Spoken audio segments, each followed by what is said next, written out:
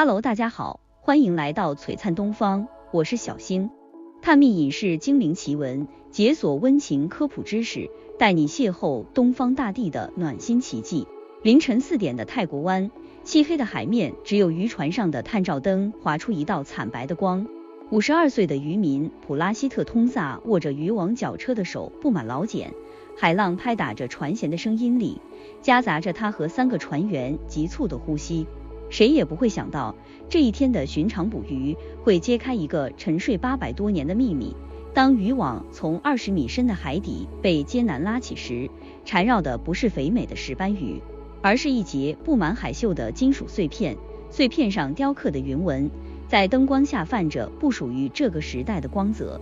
当时我以为是废弃的船锚，骂了句晦气，可凑近一看，心脏突然像被一只手攥紧了。事后接受采访时，普拉希特的声音还在发颤，他不会知道自己的这个发现会让全世界的考古界为之沸腾。这一天成为了泰国湾渔业史上最特殊的一天。普拉希特和船员们驾驶着幸运星号渔船，像往常一样前往暹罗湾东北部的传统捕鱼区。这里水深适中，渔获丰富，是当地渔民赖以生存的饭碗。当天的海风不大，浪高只有1.2米，按照经验，这样的天气最适合捕捞底层鱼类。清晨，渔网下潜到位，普拉希特启动绞车，钢索转动的咯吱声在海面上格外清晰。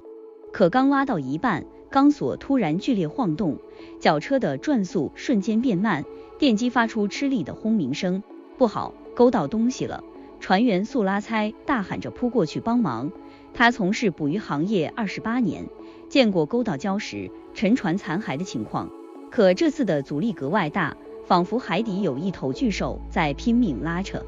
4个人轮流发力，花了整整2个小时，才把渔网和缠绕的障碍物拉上船。当那节1米多长的金属构件露出水面时，所有人都愣住了。它不是现代船只的零件，表面覆盖着厚厚的珊瑚和贝壳，边缘磨损严重，但上面的浮雕纹路清晰可见，那是典型的宋代圆纹，线条流畅，工艺精湛。更让他们震惊的是，构件旁边还缠着几片破碎的瓷器，瓷片洁白细腻，釉色莹润，即便被海水浸泡了数百年，依然能看出当年的精美。素拉猜懂一点古董，他拿起瓷片反复看，突然说，这可能是古代的瓷器，我们当时都不敢相信。普拉希特回忆道，他们原本想把这些破烂丢回海里，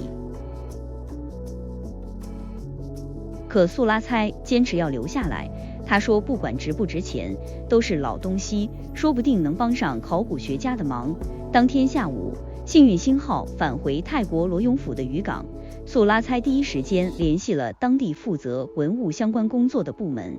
接到电话的考古专家宋萨占他威塔亚，起初以为只是渔民误报，在泰国湾每年都有渔民捡到古代文物，但大多是零散的瓷器碎片，很少能发现完整的沉船。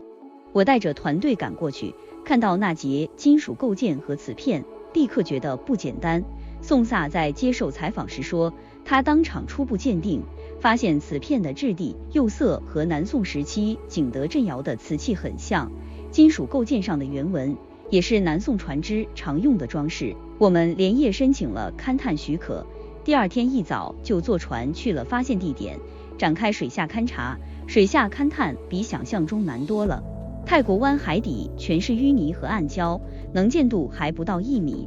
考古队员只能靠潜水设备和水下摄像机慢慢摸索。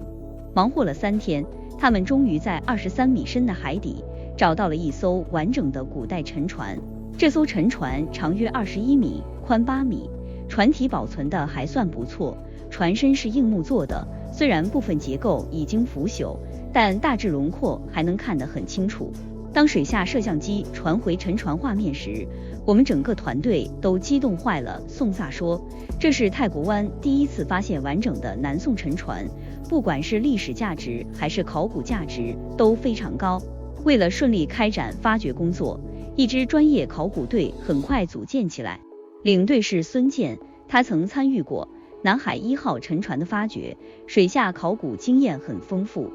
接到这个任务，我又兴奋又紧张。孙健在接受采访时表示，南海1号是目前发现的最大宋代沉船，而这艘泰国湾的沉船虽然规模小一点，但地理位置特殊，能为研究南宋历史文化提供不少新线索。考古发掘工作整整持续了1年。由于沉船所在海域水流复杂，而且在海底泡了800多年，考古队员发掘时格外小心，生怕损坏文物。他们采取边挖边保护边记录的方式，每一件文物捞上来，都会马上进行清洗、拖盐和加固。负责文物保护的李乃胜介绍，海洋文物出水后，环境一下子变了，很容易损坏，所以保护工作必须抓紧时间。但是拖盐这一步就需要把文物放在特制的水池里泡3到6个月，才能把里面的盐分彻底去掉。这是考古发掘工作中最关键的一天，联合考古队将开启沉船的主船舱。当天，泰国罗永府的渔港挤满了人，当地渔民、媒体记者和文物爱好者们都在期待着船舱开启的瞬间。上午9点，随着最后一块腐朽的船板被移除，主船舱的入口终于暴露在众人面前。当考古队员用手电筒照亮船舱内部时，所有人都屏住了呼吸，现场安静的只能听到海浪的声音。船舱里堆满了文物，密密麻麻，从船头一直延伸到船尾，仿佛一个被时间封存的海底宝库。那一刻，我从事考古工作30年积累的淡定瞬间烟消云散。孙健回忆道，他见过南海1号出水的万余件套文物，也见证过无数震撼的考古发现，但当他看到这艘沉船船舱里的景象时，依然忍不住热泪盈眶。船舱里的文物保存得异常完好，大部分瓷器都整齐地堆放在竹篾筐里，虽然部分竹篾已经腐朽，但瓷器依然完好无损。此外，船舱里还发现了不少金器、银器、铜器和铜钱，以及一些动植物标本和船木。经过初步清点，这艘南宋沉船出土了数千件文物，2000多件标本，还有数十吨凝结物。其中瓷器数量最多，有数千件，另外还有10余件金器、数十件银器、100余件铜器以及数千枚铜钱等。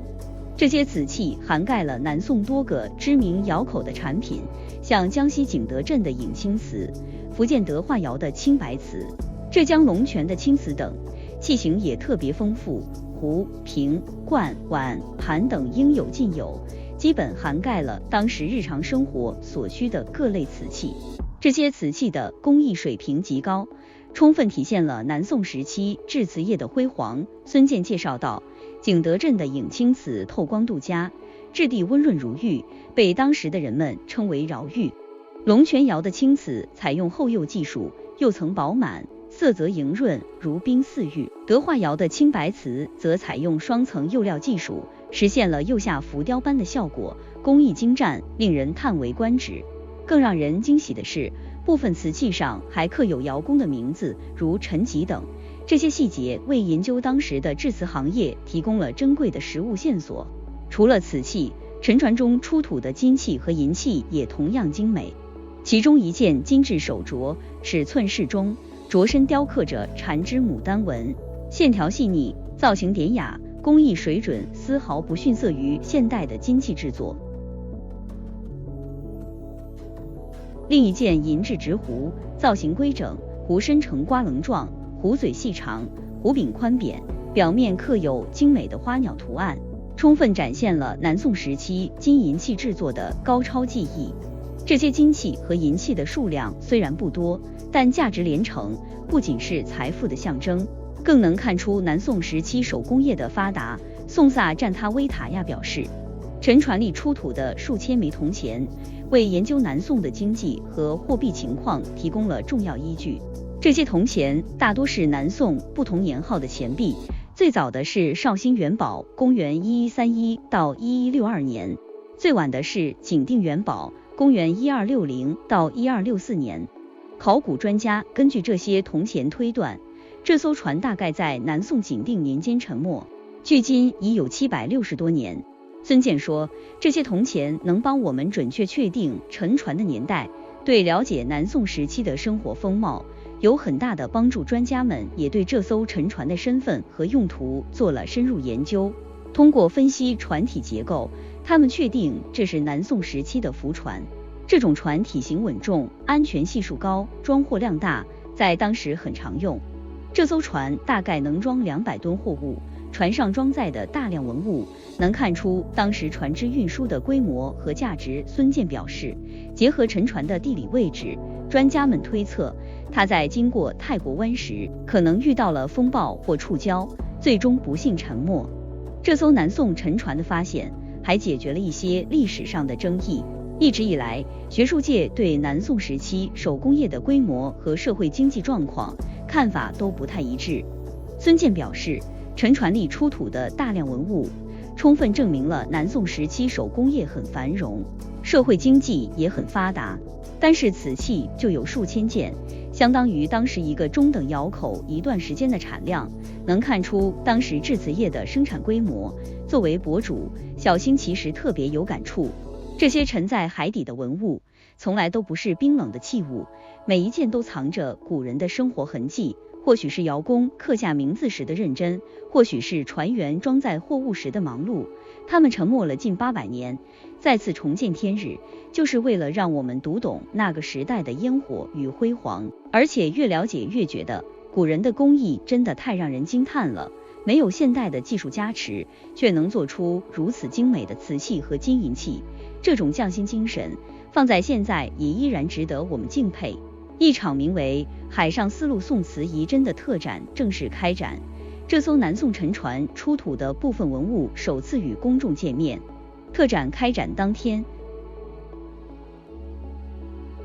展厅里人头攒动，来自世界各地的游客和文物爱好者们纷纷驻足欣赏这些沉睡了800多年的文物。其中一件发华贴金镂空孔雀牡丹纹大冠，釉色华美，镂空和贴金工艺令人惊叹，成为了展厅里的明星文物。经过保护处理，我们才得以研究这件文物的复杂工艺。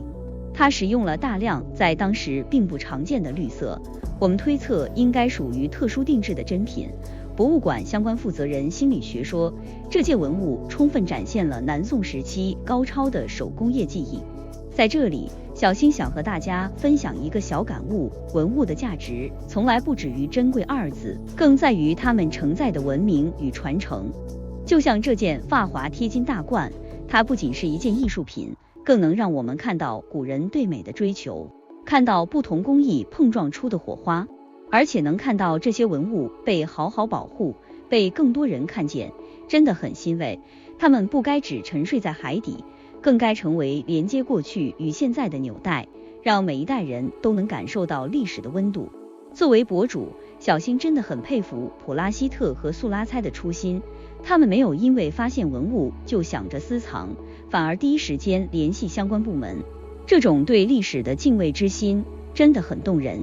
其实不管是渔民的意外发现，还是考古队员的辛苦发掘，都是在为我们守护这些珍贵的历史遗产。那些从海底打捞上来的文物，就像一个个沉默的见证者，他们用自己的存在诉说着南宋时期的繁华与传奇，展现着古代灿烂的文化与发达的手工业。而我们能做的，就是多去了解这些故事，多去珍惜这些文明的馈赠，把这份历史与匠心好好传承下去。每一次历史遗迹的发现，都是一次与过去的温柔邂逅。这些沉睡在海底的宝藏，会继续为我们讲述跨越千年的文明故事，让我们更了解人类文明的发展历程，也更珍惜这份来之不易的历史文化遗产。往后小星也会继续带大家探秘更多东方大地的暖心奇迹，解锁更多隐藏在时光里的故事，大家记得持续关注哦。